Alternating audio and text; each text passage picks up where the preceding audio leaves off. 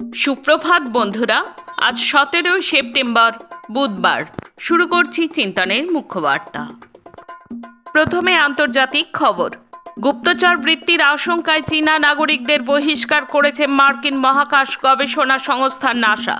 সংস্থাটি নতুন বিধিনিষেধ আরোপ করে জানিয়েছে, যুক্তরাষ্ট্রে ভিসাধারী চীনা নাগরিকরা আর নাসার কোনো স্থাপনা, গবেষণা প্রকল্প বা আভ্যন্তরীণ নেটওয়ার্কে প্রবেশ করতে পারবেন না। অর্থাৎ বৈধ ভিসা থাকার পরেও চীনা নাগরিকদের ওপর এমন বিধিনিষেধ আরোপ করা হলো। বেশ কিছু সূত্রের রেফারেন্স দিয়ে ব্লুমবার্গ জানিয়েছে, যেসব চীনা নাগরিক নাসায় ঠিকাদার বা গবেষণায় অবদান রাখার জন্য শিক্ষার্থী হিসেবে কাজ করছিলেন, তারা গত 5 সেপ্টেম্বর জানতে পারেন যে তারা নাসার সিস্টেম এবং সুযোগ সুবিধাগুলোতে আর অ্যাক্সেস করতে পারবেন না। এবার থেকে দক্ষিণ আফ্রিকার পুরুষেরা স্ত্রীর পদবি গ্রহণের সুবিধা পাবেন। দেশটি উচ্চ আদালত বলেছেন, পুরুষদের জন্য স্ত্রীর পদবি গ্রহণের সুযোগ থাকা উচিত। এই ক্ষেত্রে দেশটিতে আইনি যে বাধা ছিল সেটিকে ঔপনিবেশিক আমলে আমদানি এবং লিঙ্গভিত্তিক বৈষম্য বলে বর্ণনা করেছেন আদালত। দক্ষিণ আফ্রিকার সাংবিধানিক আদালত গত বৃহস্পতিবার এই ঐতিহাসিক রায় দেন। আবার একবার বিশ্বের কাছে কাতর আবেদন জানালেন ইউক্রেন প্রধান ভ্লাদিমির জেলেনস্কি। রাশিয়ার কাছ থেকে তেল ও গ্যাস কেনা অব্যাহত রাখায় ইউরোপীয় মিত্রদের কয়েকটি দেশের তীব্র সমালোচনা করলেন ইউক্রেনের প্রেসিডেন্ট ভ্লাদিমির জেলেনস্কি। তিনি এই আচরণকে অন্যায় বলে অভিহিত করে জানান, এর ফলে রুশ প্রেসিডেন্ট ভ্লাদিমির পুতিনের ওপর আন্তর্জাতিক চাপ কমে যাচ্ছে। এই দ্বিমুখী আচরণের কারণে তিনি মিত্র দেশগুলোর ওপর ক্ষোভ প্রকাশ করেন। তিনি সংবাদ মাধ্যমকে জানান, আমি সব অংশীদার যথা ইউরোপ, যুক্তরাষ্ট্র, G7, G20 সকলকে আহ্বান জানায়, নিষেধাজ্ঞা আরোপ না করার অজুহাত খোঁজা আপনারা বন্ধ করুন। তিনি আরও বলেন, রুশ তেলের ব্যবহার কমানো জরুরি, আর এটি অবশ্যই রাশিয়ার যুদ্ধ করার সক্ষমতা কমিয়ে দেবে। ইয়েমেনি সশস্ত্র বাহিনী সম্প্রতি ইসরায়েলের 2টি গুরুত্বপূর্ণ স্থাপনায় ড্রোন হামলা দাবি জানালো। তারা বলেছে, এই হামলা গাজায় চলমান ইসরায়েলি গণহত্যা এবং ইয়েমেনের বিরুদ্ধে ইসরায়েলি আগ্রাসনের জবাব হিসেবে পরিচালনা করা হয়েছে। এই হামলায় লক্ষ্যবস্তুতে আঘাত করা হয়েছে বলে জানিয়েছে ইয়েমেনি বাহিনী। এই হামলা কেন ঘটেছে তা জানা গেছে ইয়াইহা সারির বক্তব্য থেকে। সারি বলেন, ওয়াইএএফ এর 4টি আত্মঘাতী ড্রোন ইসরায়েলের রামন বিমানবন্দর এবং আল নাকাব মরুভূমির একটি সামরিক স্থাপনায় আঘাত এনেছে। 3টি ড্রোন রামন বিমানবন্দরে আঘাত হানে, আর 4র্থটি আল নাকাব মরুভূমির সামরিক ঘাঁটিতে পাঠানো হয়।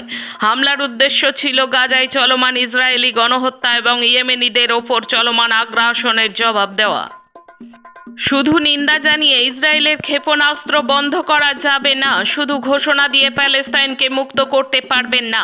ইসরায়েলের বিরুদ্ধে কঠোর শাস্তিমূলক ব্যবস্থা নিতে হবে, ওআইসি সম্মেলনে বললেন মালয়েশিয়ার প্রধানমন্ত্রী আনোয়ার ইব্রাহিম। জাতিসংঘের উত্তর কোরিয়ার স্থায়ী মিশন জানিয়েছে, দেশটি পারমাণবিক অস্ত্রধারী রাষ্ট্র হিসেবে অবস্থান অপরিবর্তনীয়। সোমবার উত্তর কোরিয়ার রাষ্ট্রীয় সংবাদ সংস্থা KCNA জানিয়েছে, যুক্তরাষ্ট্রের পরমাণু নিরস্ত্রীকরণের দাবিকে তারা অগ্রাহ্য করছে। ব্রিটিশ বার্তা সংস্থা রয়টার্সের প্রতিবেদন অনুযায়ী ভিয়েনায় জাতিসংঘ দপ্তর ও আন্তর্জাতিক সংস্থাগুলোর কাছে জানানো হয়েছে, উত্তর কোরিয়ার পারমাণবিক অবস্থান রাষ্ট্রের সর্বোচ্চ আইন অনুযায়ী স্থায়ীভাবে নির্ধারিত এবং এটি অপরিবর্তনীয়। আসছি দেশের খবরে। চলতি মাসের শুরুতেই বিহারে একসাথে ভোটার অধিকার যাত্রা শুরু করেছিলেন রাহুল গান্ধী এবং তেজস্বী যাদব, কিন্তু 15 দিনের মধ্যেই কংগ্রেস এবং আরজেডির মধ্যে দূরত্ব বাড়তে শুরু করেছে। সৌজন্যে আসন্ন বিহার বিধানসভা নির্বাচন আসন বন্টন নিয়ে তেজস্বী যাদবের করা এক মন্তব্য। কে কত আসনে লড়বে সেটাই এখন বড় সমস্যা হয়ে দেখা দিয়েছে ইন্ডিয়া শিবিরের মধ্যে।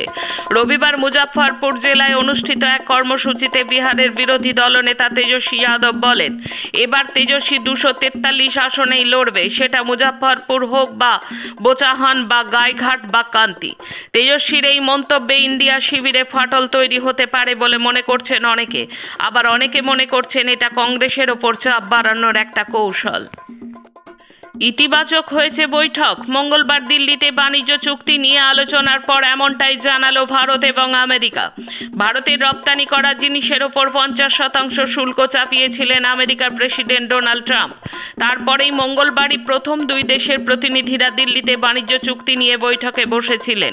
সেই বৈঠক ইতিবাচক হয়েছে বলে বিবৃতি দিয়েছে উভয় পক্ষই। প্রশ্ন উঠছে, এবার কি তবে দুই দেশের মধ্যে বাণিজ্য চুক্তি নিয়ে জটিলতা কাটতে চলেছে? মধ্যপ্রদেশের খাজুরাহোর সংরক্ষিত পুরাতন অংশ জাভারি মন্দিরে ভগবান বিষ্ণুর 7 ফুট উঁচু মূর্তি পুনর্নির্মাণ এবং পুনঃস্থাপনের আর্জি জানিয়ে জনস্বার্থ মামলা দায়ের হয়েছিল শীর্ষ আদালতে। কিন্তু মঙ্গলবার প্রধান বিচারপতি বি.আর. গাভা এবং বিচারপতি কে বিনোদ চন্দ্রের বেঞ্চ সরাসরি সেই আবেদন খারিজ করে দিলেন। ইউনেস্কোর বিশ্ব ঐতিহ্যস্থল মর্যাদাপ্রাপ্ত খাজুরাহো মন্দির কমপ্লেক্সে বিষ্ণু মন্দির প্রতিষ্ঠার আবেদন জানানো জনস্বার্থ মামলাকে মঙ্গলবার শীর্ষ আদালত প্রচারের স্বার্থে মামলা বলে অভিহিত করেছেন। বিষ্ণুর 7 ফুট উঁচু মূর্তি পুনর্নির্মাণ এবং পুনঃস্থাপনের আর্জি খারিজ করে দুই বিচারপতির বেঞ্চ আবেদনকারীদের পক্ষে উদ্দেশ্যে বলেছেন, এবার আপনাদের দেবতাকেই নিজের জন্য কিছু করতে বলুন। অতিবৃষ্টির কারণে ভূমিধস, তার জেরে বন্ধ শ্রীনগর জম্মু হাইওয়ে। রাস্তায় সারি সারি দিয়ে দাঁড়িয়ে একের পর এক ট্রাক। 3 সপ্তাহ ধরে চলছে এই অচলাবস্থা পরিস্থিতি। উপত্যকার বাইরে আপেল পাঠানো বন্ধ হয়ে গিয়েছে। একটি সূত্রে জানা গিয়েছে এর ফলে 700 কোটি টাকার আপেল ট্রাকেই পচে গিয়েছে। বিরাট বিপদে পড়েছেন কাশ্মীরের ব্যবসায়ীরা। কিভাবে জটিলতা কাটবে ভেবে পাচ্ছেন না তারা। একজন মুসলিম মহিলাও খোরপোশে দাবি করতে পারবেন, সেটা তার প্রাপ্য, জানালো পাটনা হাইকোর্ট। সম্প্রতি একটি মামলায় এমন ঐতিহাসিক রায় দিল পাটনার পারিবারিক আদালতের বিচারপতি জিতেন্দ্র কুমারের সিঙ্গল বেঞ্চ। প্রাক্তন স্বামীকে প্রতি মাসে 7,000 টাকা খোরপোশ প্রদানের নির্দেশ দিলেন বিচারপতি। মাথার দাম ছিল 1 কোটি টাকা। সোমবার ছত্তিশগড়ের পর ঝাড়খণ্ডে মাওবাদী দমন অভিযান চালালো যৌথ বাহিনী। অমিত শাহের মাওবাদী শূন্য দেশ তৈরির প্রতিশ্রুতিকে মাথায় রেখেই চলল সেই অভিযান। খতম করা হলো 3 মাওবাদীকে। জানা গিয়েছে 3 জনের মধ্যে একজন আবার ছিলেন নিষিদ্ধ সংগঠন সিপিআই মাওবাদী কেন্দ্রীয় কমিটির সদস্য তথা শীর্ষ নেতা। নাম সহদেব সোরেন। সহদেব সোরেনকে অনেকদিন ধরেই খুঁজছিল যৌথ বাহিনী। অবশেষে ঝাড়খণ্ডের হাজারিবাগে তার হদিশ পান নিরাপত্তা রক্ষীরা। তারপরেই শুরু হয় অভিযান। এখন রাজ্যের খবর। যাদবপুর বিশ্ববিদ্যালয়ে ছাত্রী মৃত্যু ঘটনায় উচ্চ পর্যায়ের তদন্তের দাবি করল এসএফআই। মঙ্গলবার এসএফআইয়ের রাজ্য সদর দপ্তর দীনেশ মজুমদার ভবনে সাংবাদিক সম্মেলন করে এসএফআইয়ের রাজ্য সম্পাদক দেবাঞ্জন দে বলেন, যাদবপুর বিশ্ববিদ্যালয়ে ছাত্রী মৃত্যুর ঘটনায় সবাই মর্মাহত। আমরা উচ্চ পর্যায়ের তদন্তের দাবি করেছি। আমরা মনে করি কর্তৃপক্ষ যদি দায়িত্বশীল হতো তাহলে এই ধরনের ঘটনা এড়িয়ে যাওয়া যেত। এসএফআইয়ের রাজ্য নেতৃত্ব এদিন আরও জানিয়েছে, এসএফআই যাদবপুর বিশ্ববিদ্যালয় আঞ্চলিক কমিটির পক্ষ থেকে বারবার বিভিন্ন বিষয় নিয়ে কর্তৃপক্ষের আবেদন জানিয়ে এসেছে, কিন্তু কর্তৃপক্ষ কোনো পদক্ষেপ নেয়নি। এসএফআই নেতৃত্বের কথায় যে পুকুরে ছাত্রী মৃত্যুর ঘটনা ঘটেছে সেই পুকুর দীর্ঘদিন কোনো সংস্কার করা হয়নি। এসএফআইয়ের পক্ষ থেকে বারবার দাবি করে আসা হয়েছে ওই পুকুর সংস্কার করারও।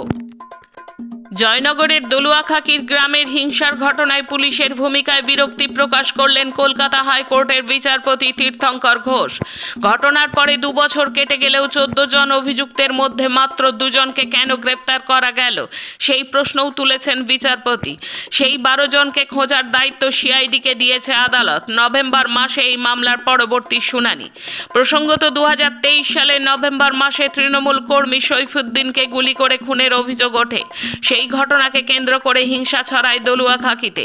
এই ঘটনায় 14 জন অভিযুক্তের মধ্যে 2 জন এখনো পর্যন্ত গ্রেপ্তার হয়েছেন। সেই নিয়ে বিস্ময় প্রকাশ করেছেন বিচারপতি ঘোষ। তার মন্তব্য, রাজনৈতিক রং দেখলে হবে না, বাড়িঘর জ্বালিয়ে দেওয়া হয়েছে। ব্যস্ত অফিস টাইমে হাওড়া মেট্রো স্টেশনের মধ্যে অসুস্থ হয়ে পড়েছিলেন এক যাত্রী। অভিযোগ, স্টেশনে তেমন কোনো চিকিৎসা পরিষেবা মেলেনি। ওই ব্যক্তির শ্বাসকষ্ট হলেও অক্সিজেন দেওয়া সম্ভব হয়নি। অক্সিজেন সিলিন্ডার থাকলেও মাস্ক ছিল না বলে অভিযোগ। প্রায় 45 মিনিট বিনা চিকিৎসাতে হাওড়া মেট্রো স্টেশনেই পড়েছিলেন ওই ব্যক্তি। পরে হাওড়া জেলা হাসপাতালে তাকে নিয়ে গেলে চিকিৎসকেরা ওই ব্যক্তিকে মৃত বলে ঘোষণা করেন। মৃত ব্যক্তির নাম বিশ্বজিৎ পাকরাশি, বাড়ি হুগলির ত্রিবেণী শ্রেণীতে। তিনি রাজ্য সরকারের বিদ্যুৎ দপ্তরের অ্যাসিস্ট্যান্ট ইঞ্জিনিয়ার পদে ছিলেন। কেন মেট্রো স্টেশনে ন্যূনতম চিকিৎসা পরিষেবা মিলল না, সেই প্রশ্ন উঠেছে। রাজ্যের ভোটার তালিকায় বিশেষ নিবিড় সমীক্ষার আবেদনপত্র ছাপানোর জন্য আধিকারিকদের দ্রুত প্রস্তুতি নিতে বললেন রাজ্যের মুখ্য নির্বাচনী আধিকারিক। জেলা নির্বাচনী আধিকারিকদের এই প্রস্তুতি নিতে বলা হয়েছে। জেলা শাসকেরা জেলা নির্বাচনী আধিকারিক হিসেবে কাজ করেন। রাজ্যে মোট যত ভোটার রয়েছেন তার দ্বিগুণ সংখ্যক আবেদনপত্র ছাপানো হবে। সিইও দপ্তর সূত্রে খবর, এসআইআর এর জন্য প্রায় 15 কোটি আবেদনপত্র ছাপানো হবে। শেষে খেলার খবর।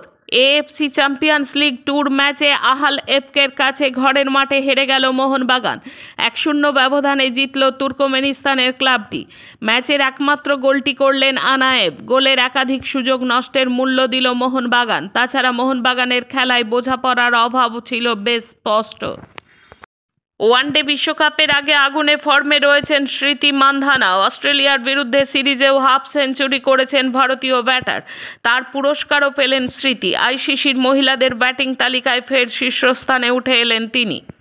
আজকের মুখ্য বার্তা এই পর্যন্ত। নমস্কার।